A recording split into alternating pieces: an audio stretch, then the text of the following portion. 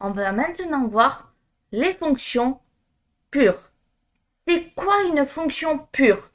Une fonction pure ne dépend pas et ne modifie pas l'état de variable hors de sa portée. En pratique, ça signifie qu'une fonction pure retourne toujours le même résultat, avec des paramètres identiques. Son exécution ne dépend pas de l'état du système. Les fonctions pures sont un pilier de la programmation fonctionnelle. Il faut retenir qu'une fonction pure a deux caractéristiques.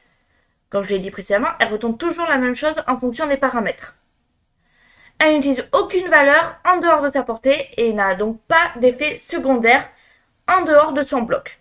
Alors, je répète, mais c'est normal. Les fonctions, c'est une partie quand même un peu compliquée. On va commencer avec un exemple simple. Je vais faire une fonction permettant de faire une multiplication. Pour ce faire, j'écris function, multiplication. Dedans, je mets price, virgule, quantity. Ok. Tout d'abord, bon, vous vous en doutez, paramètre, j'ai mis un prix. Et en second paramètre, la quantité. J'ajoute mes accolades, comme ceci. On va continuer. Maintenant, je vais faire un return. Donc, return, price, multiplié par quantity. Bon, c'est comme pour les courses en soi, il n'y a rien qui change. Ça veut dire que quand vous faites des courses et que vous achetez plusieurs fois le même article, vous multipliez le prix par la quantité. Rien de compliqué jusque-là. Mais maintenant, que se passe-t-il si j'appelle la multiplication? La fonction multiplication. Bon, je vous laisse quelques secondes de réflexion, sachant que je viens vous donner la réponse. Ok. Voici la syntaxe pour l'appeler. Multiplication, parenthèse, parenthèse. Dans les parenthèses, je vais mettre en premier mon prix. C'est ce qu'on a décidé ici. Donc, je vais par exemple mettre 4. Et le second, ça sera la quantité. Tout simplement, on va mettre 2. Ok. On va faire un console log. Pour cela, je vais remplacer ceci. Je vais le supprimer, mais gardez-le en tête parce qu'on va s'en servir dans le console log. J'écris log. Et là, vous allez voir, en fait, je réécris multiplication, parenthèse, 4,2. Rien ne change. Alors, je vais montrer le résultat. Voilà. Si on le fait de tête, la multiplication, bon, on sait que ça donne 8. En soi, c'est pas une multiplication très compliquée. Je peux l'appeler autant de fois que je souhaite. Et les mêmes valeurs, ça fera toujours le même résultat. On va essayer. Donc, je prends mon console log. Je sauvegarde. Si on regarde, on a toujours 8. 8 partout. Parfait, c'est ce qu'on veut.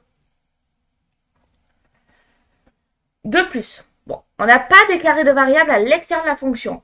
Si je déclarais une variable, la fonction ne serait pas pure. Qu'est-ce que ça veut dire?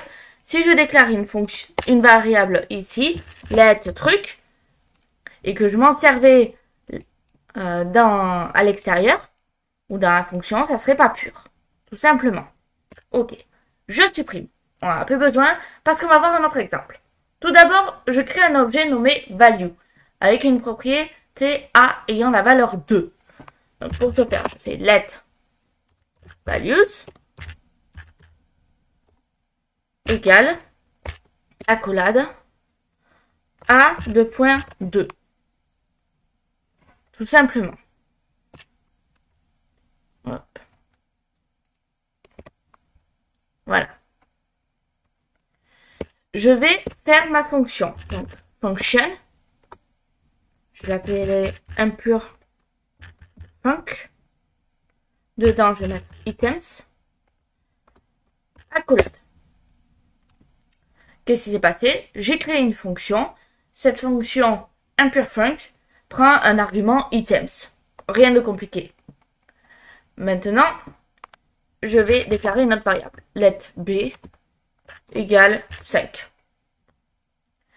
Je la déclare à l'intérieur de la fonction. Une variable locale b qui est définie sur 5. Pas de problème. je vais continuer en faisant items. Point A égale items. Point A multiplié par B plus 10. Point virgule. Maintenant, la fonction modifie la propriété A de l'objet item en le multipliant par B et en ajoutant 10. Je vais faire mon premier console log. Je fais log de values. Je sauvegarde. Qu'est-ce qui se passe? Si on regarde, values de A, ici ça vaut 2. Et comme j'ai fait de particulier, ça vaut toujours 2. Ok, parfait. Je vais faire une nouvelle variable. Let C égale impure_func values. Ici, donc, j'appelle la fonction impure_func en passant l'objet values comme argument. La fonction modifie la propriété de l'objet values en multipliant par 5 et en ajoutant 10. Donc la nouvelle valeur de A, si on calcule, ça deviendra 20. On vérifie, je fais un log. Log, j'ai dit. De values à nouveau. Je sauvegarde. Et si on regarde, ça fait 20. C'est parfait. C'est ce qu'on veut. La ligne affiche donc à nouveau l'objet values dans la console. L'objet est A2.20 car la fonction impure_func l'a modifié. Ici, on a fait plusieurs modifications. Est-ce que, à votre avis, cette fonction est pure? Bon, au vu du nom, vous vous doutez de la réponse. Mais ici, on modifie les attributs de l'objet passés en paramètres. Donc, on modifie l'objet en dehors de la portée de notre fonction également. Elle est impure dans ce cas. Bon. Pour qu'elle soit pure, il faut modifier ainsi. Donc, tout d'abord, let values, function, ici, je vais commenter, ce sera plus simple. Je vais tout commenter et je vais me mettre à la suite pour que vous voyez la différence. Je vais tout réécrire. Donc, let values,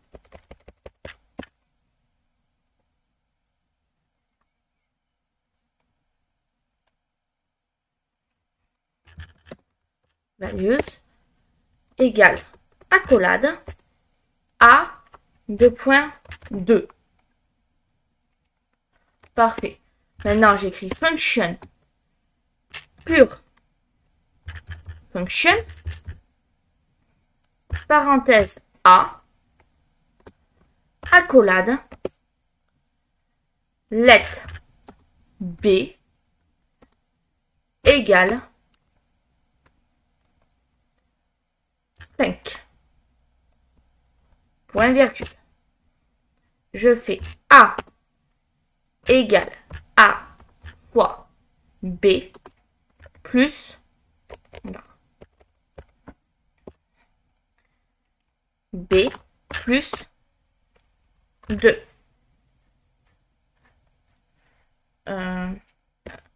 Non, si je regarde, j'avais écrit 10. Voilà. Très bien. Qu'est-ce qu'on fait ensuite? Tout simplement, on fait un return. Return de A. Point virgule. Alors, il me manque le point virgule ici. Là, on est bon. Je n'ai plus qu'à faire var. Non, pas var. Let C égale pure function parenthèse values point A. Point virgule. Donc, values de A n'a pas été modifié, c'est toujours 2. Ici, on modifie simplement le paramètre dans la portée de la fonction. On ne touche à rien d'autre en dehors. Voici ce que ça donne. Hop. Donc, pour ce faire, on fait un console log de values. CTRL S. Et si on regarde, c'est toujours pareil. Parfait. On va faire un autre exemple, encore. À vous de comprendre maintenant, vous avez plusieurs exemples, si la fonction est pure ou non. Je vais faire une fonction pour calculer le prix final après ajout de TVA. Donc, tout ceci, je supprime. Et je fais let TVA égale 20. Point virgule. Function get price TVA first price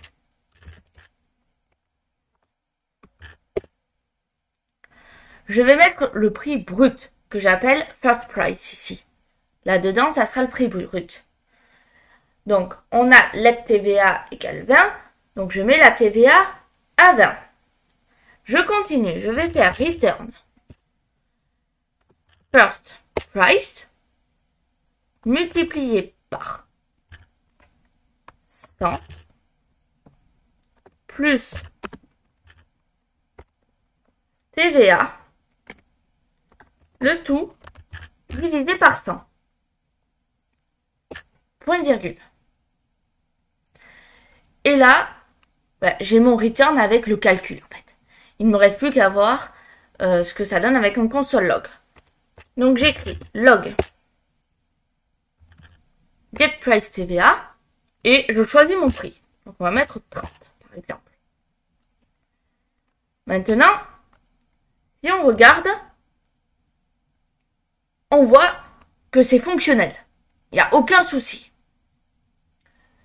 Je peux également l'appeler autant de fois que je le souhaite. Faire ceci.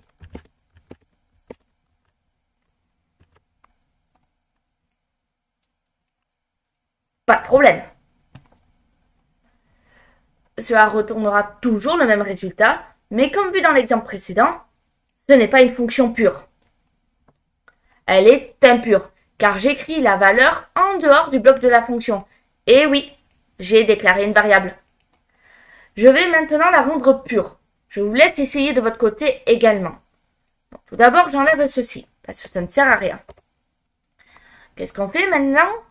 J'ajoute à la suite TVA. Je vais retirer tout ceci qui ne sert pas et n'en garder qu'un seul console log. Et là, je n'ai plus qu'à ajouter ma TVA.